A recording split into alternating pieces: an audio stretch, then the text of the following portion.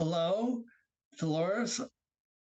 I am Michael Severo, an interviewer for the Oral History Project of the Berkeley Historical Society. Today, May 16th, 2023, I am with Dolores Taller in Berkeley conducting this oral history on Zoom. I would like to start by finding out about your family in Europe. Would you tell us about your family in Europe? Where do they live? What were their occupations? What were their connections to Judaism? Were they did they identify themselves as part of the Enlightenment, the Haskalah, or were they Hasidic? Tell us about your family.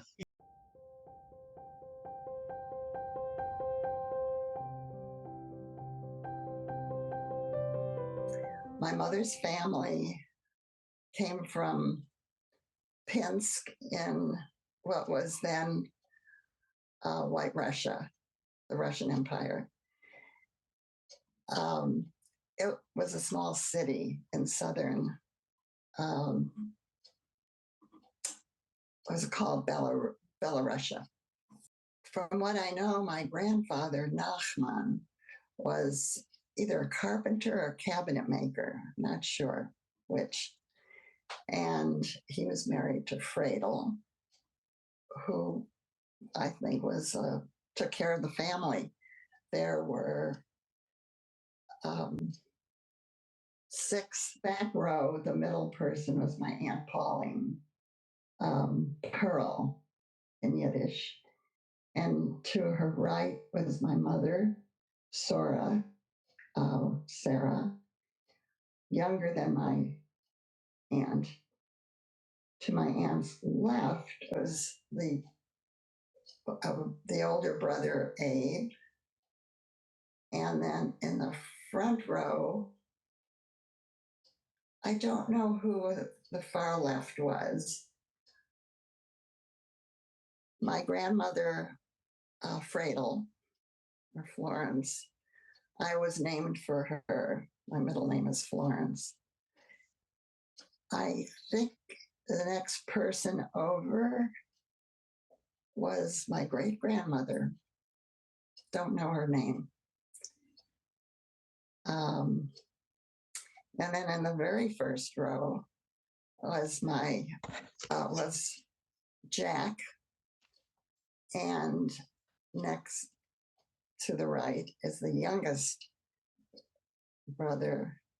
Well, Jack in Europe was Yankel, and then Sam, and my grandfather on the far right is Nachman. No pictures of my father's family. There was a fire and everything got burned up. He came from a small market town called Drohitchin, which was maybe 20 kilometers or so from Pinsk. And my parents were third cousins, so they sort of knew each other. My father's father, David, apparently was a traveling salesman of some sort, don't know exactly. And my grandmother, Sarah Hinde, ran the family tavern and ice house in town. And it served mostly the peasants who came to town when there was market day. There were the brothers. My father was the oldest, Velvel, or William became in English. Abe, Abram, Alex. I don't know all their Yiddish names. Yankel, Jack. The next was Aaron, And the next was, the youngest was my Aunt Jean, Shana. And my father came to the United States before World War I. And apparently he brought the rest of the family after the war was over. My mother's family, my aunt came first, Pearl, to New York. And then my grandfather came, Nachman. And then the war intervened, World War I. And after the war, my mother came with the younger brothers. Her mother had died in the typhus epidemic. They lived through the war. They lived through the earlier revolution, the World War I, the war between the invading Poles and Russians, who were then in charge. It was the new government, the Bolshevik government, and they were fighting each other. So it was a very unstable area and dangerous. And the family stories are not many. The one I knew about, and I don't remember who told it, but during the typhus epidemic, when my grandmother died in the hospital, my mother, and I'm sure her brothers, stole her body from the hospital in order to give it a Jewish burial, And when I visited Belarus with my family a few years ago, I asked if this made sense. Would that have been possible? And I was told, yeah, if they probably bribed somebody, because it was little food. If they had some eggs or chicken, they could have bribed someone in the hospital to allow them to take her body. So that was one of the family stories. And that they starved through that period because there was so little food. And that the Red Cross had to help them. And then they were able to leave, with my mother bringing the younger children. One of the stories my father told me about Drohichen was that they had a good relationship, the family did, with the peasants. And before there would have been a pogrom, the peasants warned them, and they were able to hide and, live through it. But they all came to America. They did not stay. It was just not very conducive to making a living and to being safe. The anti-Semitism played a role in that. So they were here and didn't have to, there were Drohichen during World War II. The Jews were killed, all of them. My family was no longer there for the most part. So we were fortunate. And my family had let Pensk go. So that was World War II. There was also another family story about Saul Wall Katzenellenbogen, who was king for a day in Poland. He was a trusted Jew. And when the king died, the princes elected the king. And they couldn't be without a king. So they had Saul Wall be king for one day while they chose a new king. And anyone who has that story in their family is a relative. Yeah. That was in the 1700s, maybe even earlier. Not sure. So my family has been we're in Europe for centuries before they came here.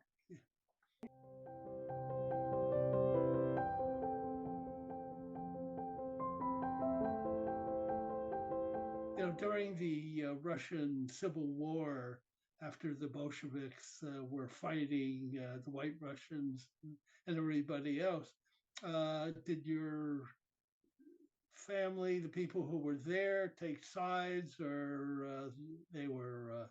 They were in the middle. They were in the middle. They had no weapons, and they were targeted on both ends. Yeah.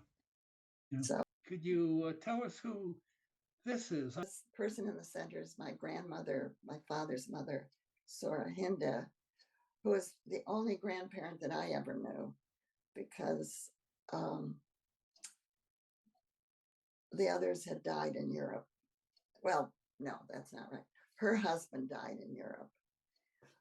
And on my mother's side, my grandfather, who had come to New York, died before the family came from Europe, actually. So she was the only one I knew, and I didn't know her very well. I'm sorry that I never had that opportunity, because she spoke Yiddish, and she was rather reserved, let's say. Yeah. That's me in the front. Aged, I don't know, 10 maybe. And my cousin Gail on the left, I was very close to. That's my Aunt Jean's daughter.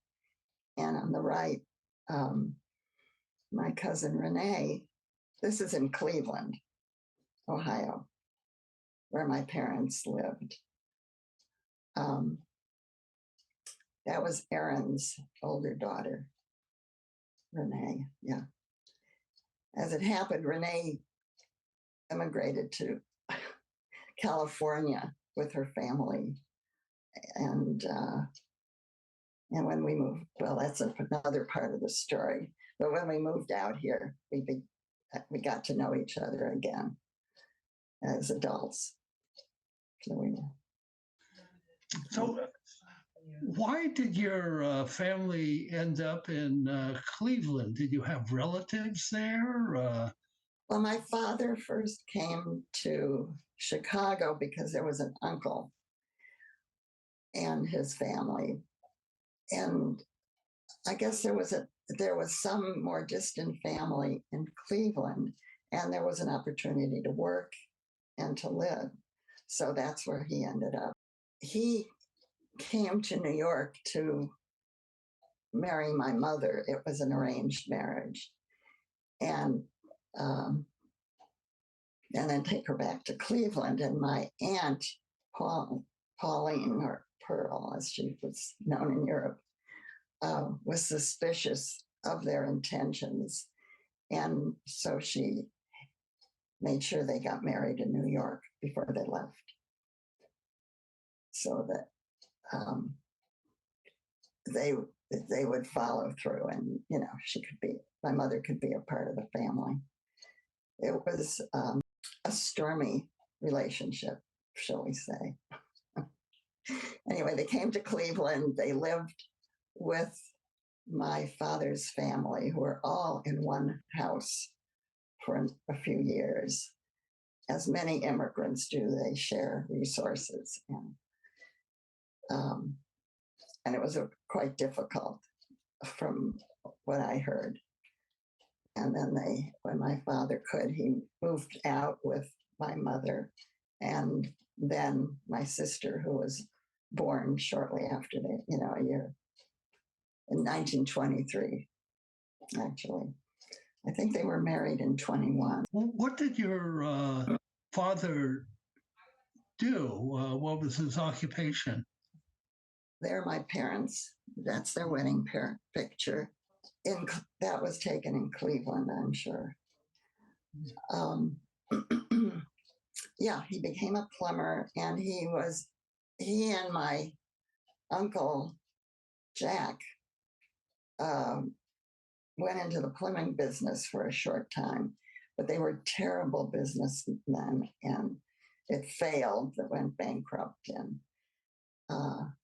so I'm not sure how they managed it, but they managed to become journeyman plumbers in the plumbers union, because the plumbers union was very anti-Semitic, and they had a quota. I guess that's how it meant.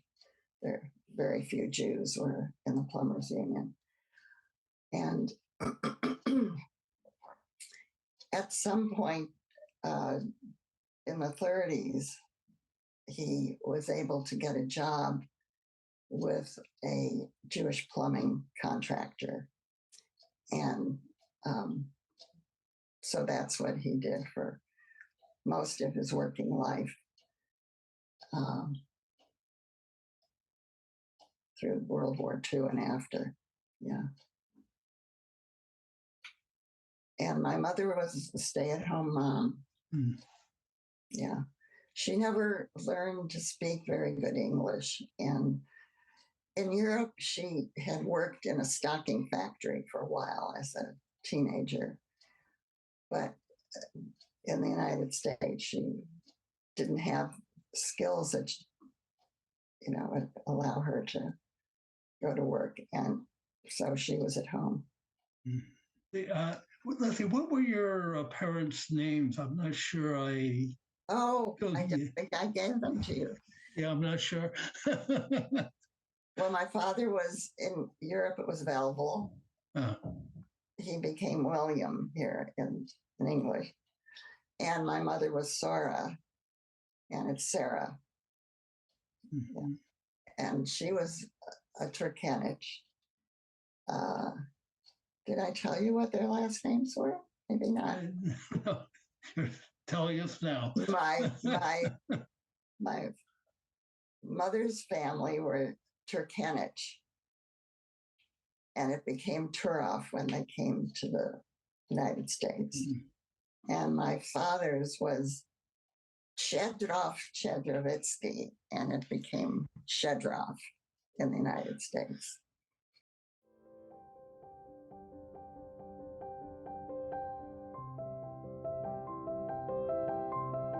How would you describe your parents' connection to Judaism? Was it, were they devout, pious, secular? They were, well, in Europe, they were traditional. Everybody in their community was. Here, I would say they were cultural Jews. They were very progressive in their points of view about the world. They belonged to the International Workers' Order, which was a spin-off from the Workmen's Circle, now called Workers' Circle, which were socialists, and the IWO was communists. So they were not religious in any way. But every Friday night we had dinner together. That was a family night with challah and, chicken, soup, chicken, the traditional meal. Mm-hmm. So Friday night was special in that way, but it had no religious connotations to speak of. We celebrated Passover with the family, with my uncle reading as fast as he could in Hebrew from the Maxwell House Haggadah. And we were part of a family club of extended family, many cousins who had a Hanukkah celebration every year. And we have a family club gathering in the summer, big picnic when everyone came together. And relationships throughout the year with some of them. So, and it was a close family, even though people did fight a lot. It was, not always easy relationships, but close. But not religious in any way. So did you go to high holy day services or? No, we never did. Much later, when we had a couple of children, we joined a Reform synagogue, and it was the first time my father had gone to services since there had been immigrants to this country. He was turned off by religion at that time. As I said, they were cultural Jews, and my mother was part of the Yiddish folk chorus, which she went to frequently. She loved to sing, as I still do. And they followed, they read the newspaper, the communist newspaper, the Freiheit, came every day in the mail. I read it. They were, they followed what was going on in the world because it was important to them. And from them, I really got the sense that it was important to make the world a better place. That's the religious idea, the tikkun olam, we call it in Hebrew, but I didn't know that term as a young person. But that was what it was about. Yeah. So what do you think prompted your parents and your dad's left-wing politics? Was it they didn't get it from their parents, did they? Or well, I think the prophetic ideas from the religion were part of that, and they could see how hard life was for most people, most Jews, most others. So it made sense to them to better things in the world.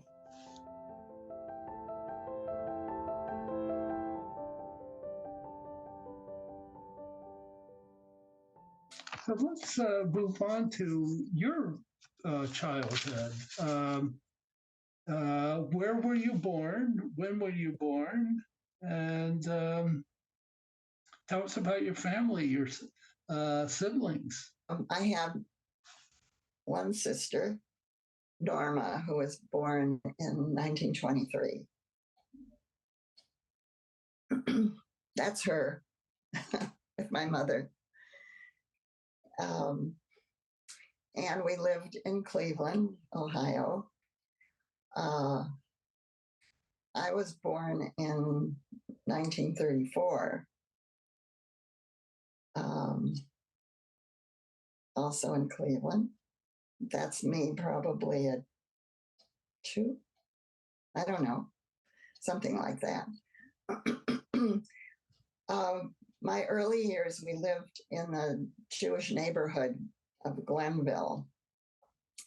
And when I was 7, we moved into a house that my father was helped to buy by my uncle in Cleveland Heights.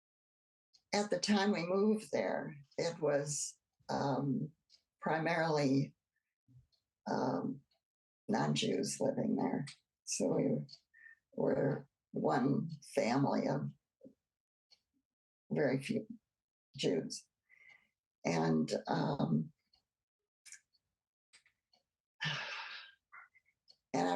remember going to school, I think the first year we lived there. I was 7 when we moved, and I was in second grade.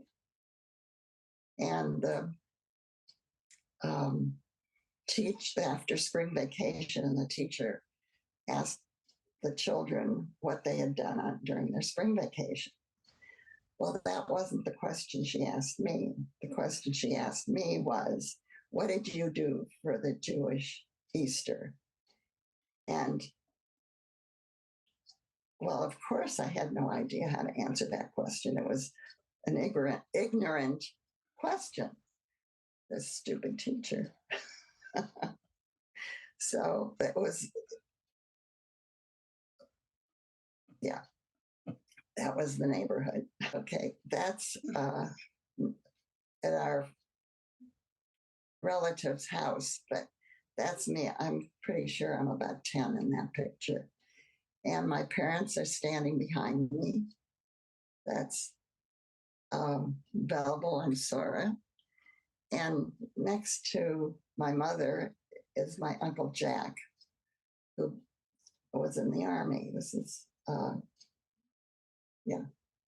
both of my uncles were, Jack and Sam were in the Army during World War II.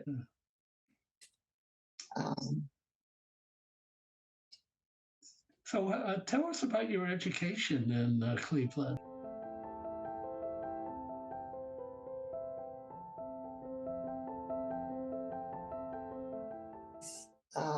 I graduated from Cleveland Heights High School. We lived in Cleveland Heights, and that was the one high school for the whole community.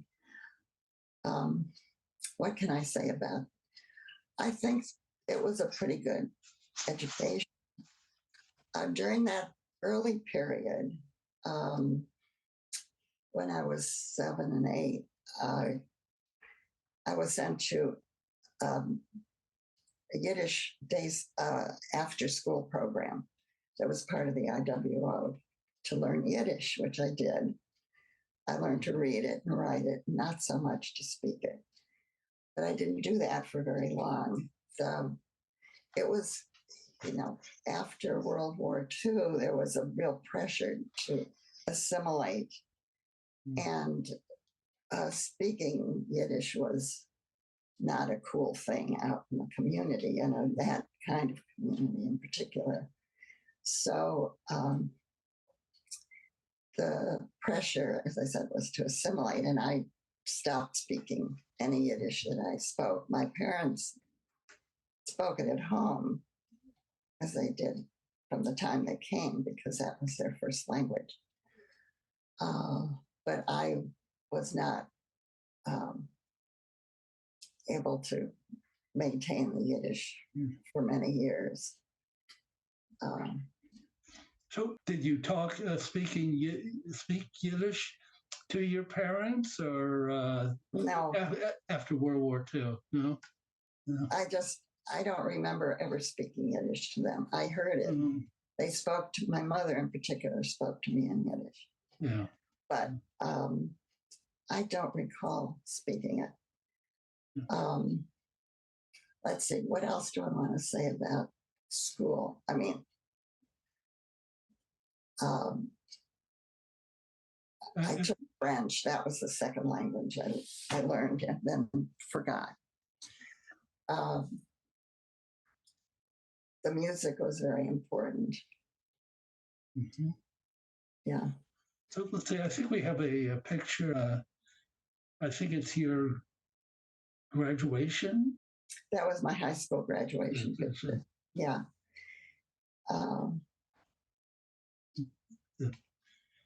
And when I graduated, my guidance counselor encouraged me to go away to school, to Oberlin. I didn't think I could go away to school because I didn't think we could afford it. That's my father was a plumber, and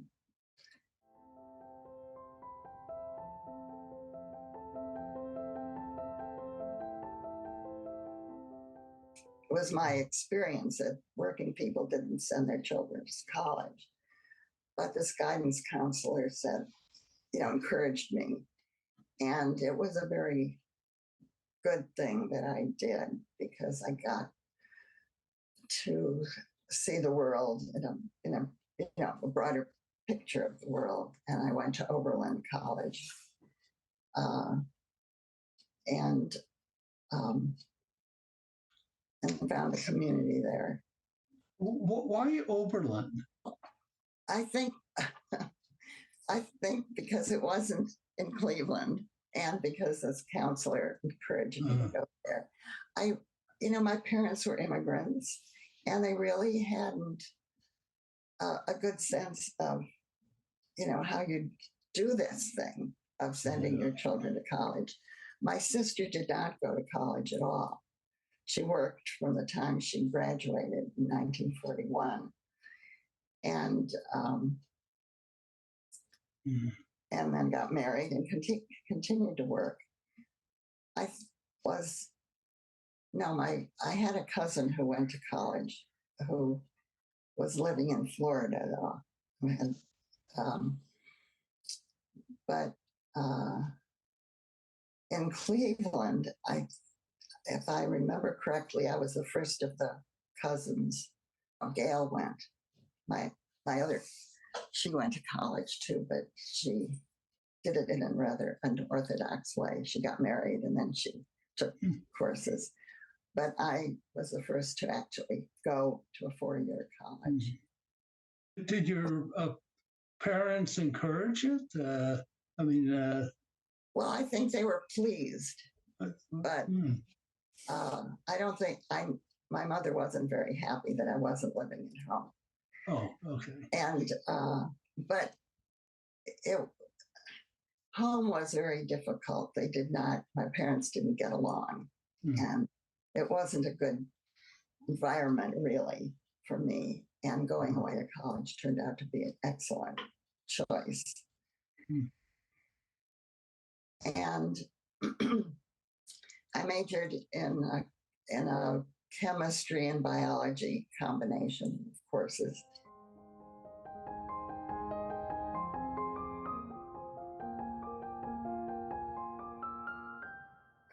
When I graduated, I worked in doing biochemical research, medical research, and I also met my husband to be in college, and we married when I got out and I moved to New York to be with him. That was Stephen Lee Taller. That's our wedding picture.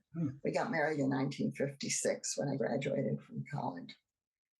And we lived in New York, and I worked as a research assistant at New York University and got my master's at the same time. I'm going to school in the evenings. And Steve got his MD. And then he went, he finished NYU, and he was an intern and resident in Cleveland at Cleveland Metropolitan General Hospital. That's how we got there. And our children were born during that period. And I was working. I worked part-time when they were born. And then we moved, when he finished,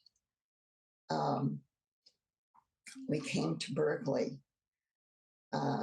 He went into the Navy for 2 years, and that's how he got out here. He was at the Oakland Naval Hospital. Well, that's in Cleveland, visiting my parents. So the children are, Eric is the older one in the foreground, and Michael with my father. And that's the house in Cleveland that I grew up in, Cleveland Heights. To just back up a little bit, when you were attending school at night in New York, where did you go? What school? Oh, I went to Hunter College. Okay. They had a program for biological sciences. And so and I got it was a master's. Yeah. when I was working in Cleveland, I had a momentary thought to go get a PhD. And the person I was working for said, "What do you need it for? It's too much work. You shouldn't, you have a family and blah, blah, blah." And totally discouraged me. So I never did, but I don't think I was highly motivated to do it either, to be honest. So how many children do you have? The two boys. The two boys. Are they religious?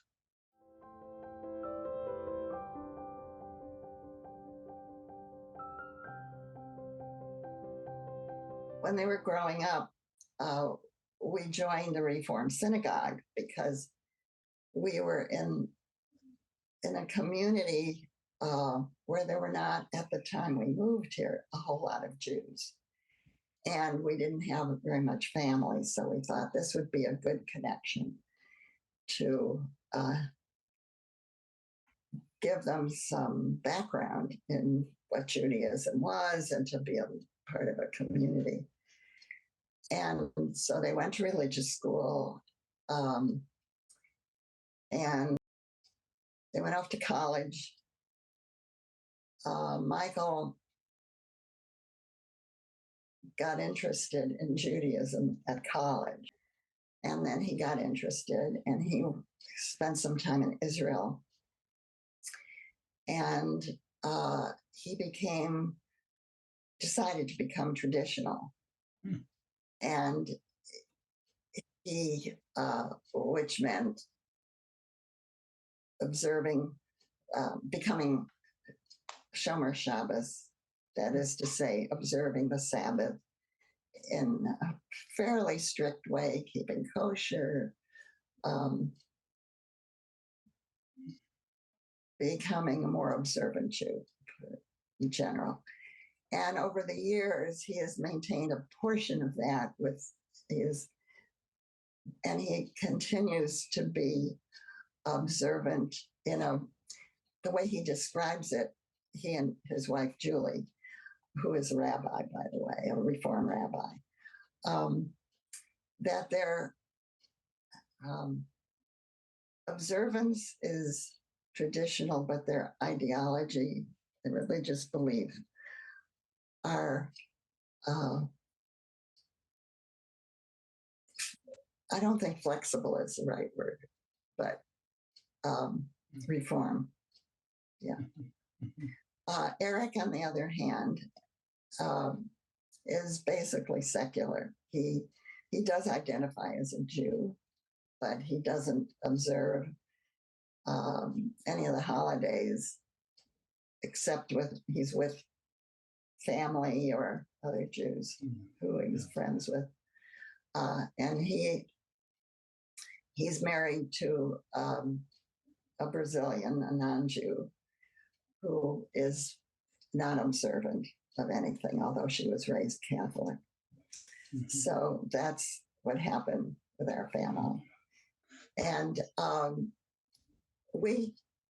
Steve and I continued to be members of the Jewish community in one form or another. And I joined the Kehillah synagogue. Well, he and I joined because that was our community of more progressive Jews and more, their observance is more, it's renewal, and it was more meaningful to us. Yeah, than the other forms that were around us. And the whole community, Berkeley, has become much, much more, has many more Jews with many different ways of being Jewish. Yeah. So in terms of kind of backtracking with you, when you were raising your sons when they were young, did you, what was your expressions or connections to Judaism in as measured by um, uh, having Passover, having Hanukkah, celebrating Hanukkah, I mean, or attending high holiday services. Maybe just focus on those three markers. We always did Passover because that was an important in terms of our connection with our Judaism and the prophetic ideas in it, you know, ending slavery and doing good in the world and all that. And it became a very wonderful family observance. So we still do that. We did Hanukkah at home, and we used to invite our the kids' friends and their families. So that we did that. We always had latkes, the potato latkes.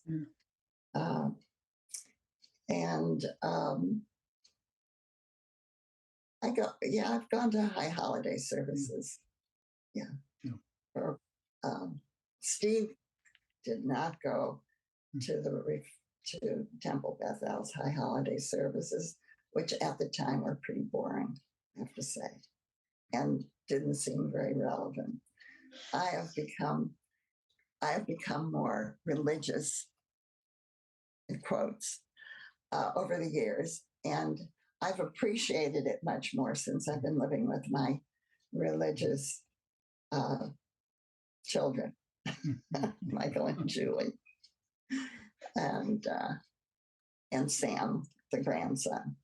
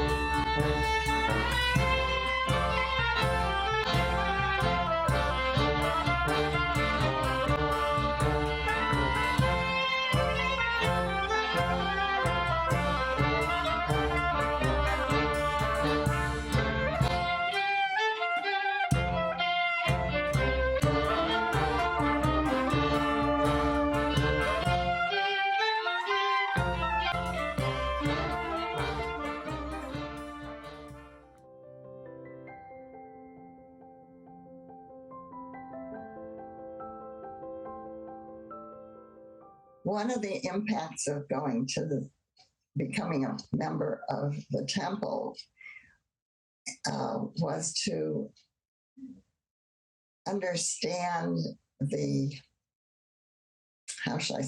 limitations of their point of view about Israel and the Palestinians. And I was a member of a peace organization, the Women's International League for Peace and Freedom, which founded back in 1915, and I had a history of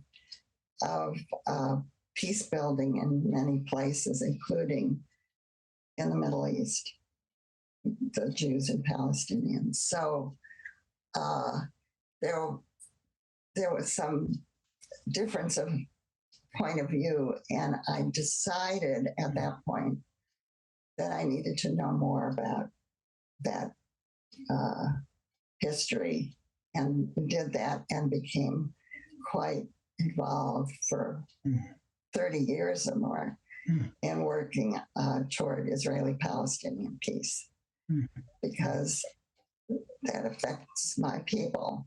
And I wanted to, do something meaningful. That's taken in Israel. We were part of Peace Now demonstration. And I'm not sure what the Hebrew there is, but it's in relation to that demonstration. Are you still a member of Peace Now? Women's International League for Freedom. Okay. I am a member. I am not active at this time. that was taken at an international congress. So I was making a statement of some sort to the plenary, I believe. Kind of backing up, maybe a little bit, or maybe not backing up. How did you end up in Berkeley? Steve basically was drafted into the Navy. Okay. And that was at Oak Knoll in Oakland. So we decided to live in Berkeley. So that's how we got here. And we came at a time when they were about to integrate the schools. So our children were preschoolers at the time we came. But when it was time for them to go to public school, there was talk of integrating the elementary schools. And I became active in the PTA in that whole process, which was it was historic. That it was one of the few cities that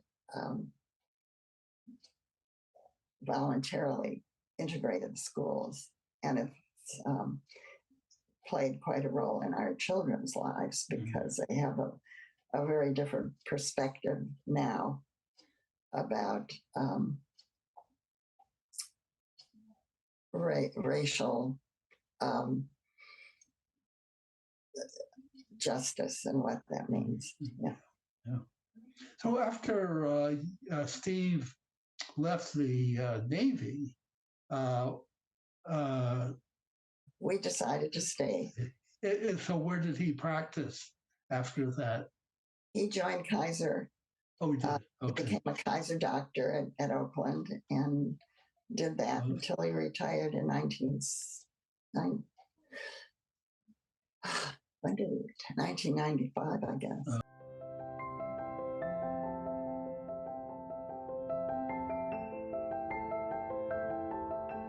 Let's move on to your being part of learning Yiddish. How did I come back? I mean, we've got a long journey to the core of this interview. Well, Yiddish. I had thought for years and years I should learn, relearn, get it back. I mean, I've always loved Yiddish music, to sing it, and the dancing and the culture that's around it. But I didn't quite get that it really was important to have any kind of facility with the language. And I never passed it on to my children, which I regret. I wish that I had done more with keeping it alive in this active sense. The turning point really was when I attended a conference, a workshop in Poland, in Warsaw, and healing from World War II. It's part of what I've been doing for years, which is reevaluation counseling, a healing system. And as part of that, I attended this workshop, which began with a trip to the Auschwitz and dealing with, understanding the history and what brought it on, and how we heal from that very big hurt. And it was a workshop that included people from all over Europe and had been affected in one way or another by World War II. One of the attenders, a man from the Basque country, talked about language as being important in our lives. We call it language liberation. That the idea that if you can't speak the language of your grandparents, that you have lost something very precious in who you are. And I had actually, before I went to that workshop, I had attended a few of the conversation groups, meetings at the JCC, which had been going on for years, and I'd never gone. But I decided to go because I thought maybe when I'm in, this would have been in Krakow, I will go meet up with the Jewish community there and communicate with them in some way. And so that was really the start of it, this decision to go to this workshop. And to my surprise, I could understand at least some of what was being spoken, and things came back to my head that I didn't think I knew about Yiddish. So anyway, the combination of these, I decided when I came home to participate in this group, the conversation group, and did that for a while. And then I realized it's not enough just to once a week meet together and try to speak Yiddish or read transliterated Yiddish, because I needed to know more of the language and understand the grammar and read it in the original, which is the Hebrew letters. And to my surprise, I actually remembered most of the alphabet, having studied it when I was 7 or 8 years old, or 9 years old. So that was the start of it. And it's been very enriching to me. And what I did I've used it in a few ways, like in the workshops that I do with a reevaluation counseling group. When we were meeting in person before the pandemic, I used to call a topic table for descendants of Yiddish speakers, and everyone would get a chance to talk about their relationship to Yiddish. And I was, I guess after a while, not so surprised that so many Jews have it in their family history, but have lost it because of the assimilation, the pressure to assimilate and in this country and not keep your original languages. So I've done that. And then, of course, the offshoot of the conversation group was this Mameloshn Mamas, which has brought us all together. And I love the opportunity to read it and to translate it, struggle to translate it, and the relationships we've built doing this together, the 6 of us, and singing it. And I did actually decide to take to study Yiddish. I did that at the JCC. They had some courses, and then I decided to take it at the university for a couple of years. And during that period, I was much more fluent in it. But I still find it an important part of my life. Are they teaching Yiddish at UC now, or? Oh, yes. They are. Okay. UC Berkeley, they have a Yiddish program. I don't know who's teaching it right now, but they do. And yeah. I think Lair House, the new Lair House, still has Yiddish. And there, what was really interesting during the pandemic was the growth of Yiddish opportunities on Zoom all over the place. There are classes, YIVO, I mean, everyone, it seems like everybody's teaching Yiddish now. It's very exciting. I just love it that there's so many opportunities. Yeah. And our conversation group has just restarted this spring. And at the JCC. At the JCC, Berkeley JCC. And it's a wonderful opportunity to read and shmooze in Yiddish. Is the JCC Yiddish Conversation Group separate from the Mameloshn Mamas? Yes, it is. It is. Oh. Yeah, it's a broad. I mean, everyone's welcome to come to that. Yeah. It meets Wednesdays now, 10:30 to 11:30, and there's a bunch of new people. I'm very excited. So I'm excited by that development. Yeah. Unfortunately, some of our regulars from the former group have passed away. But Ben Stern is still around, and he is now 103. I don't know. He's amazing. So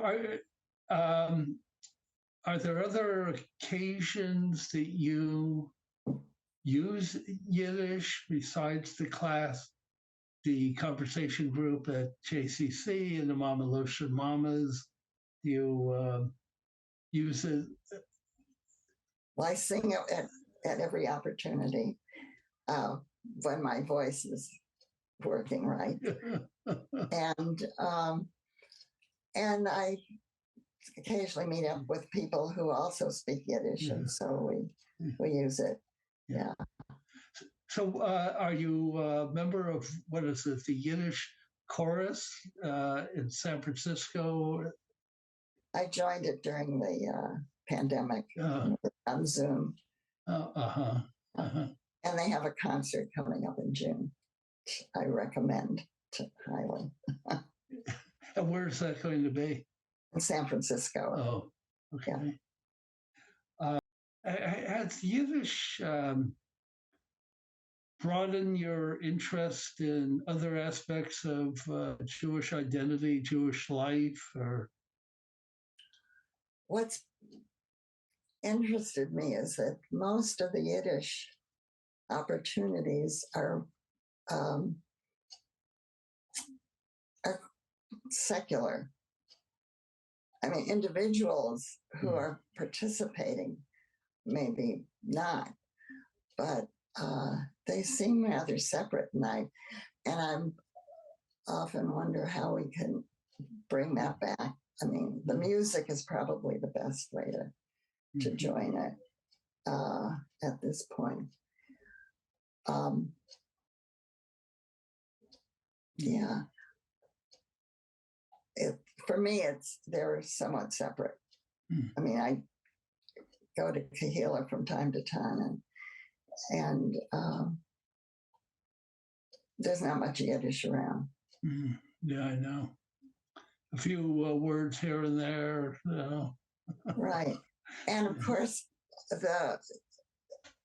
many of the Jews who are members have Yiddish in their heritage, but it didn't get passed along because of, this assimilation that happened in the 40s and 50s and still lingers.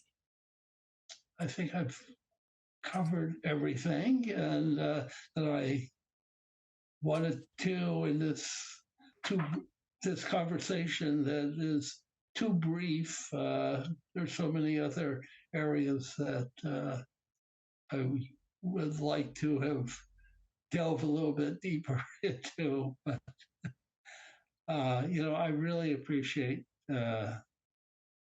your participation in this, your time, your experience, sharing your life, your experiences with me and the world that will be on YouTube. Mm. So, Well, I appreciate the opportunity to do this, um, and I hope that the Berkeley Historical will find other opportunities to look at the community, the Jewish community in Berkeley. yeah. And thank you so much to all of you. Yeah. Yeah. Okay. So thank you. Goodbye. Bye.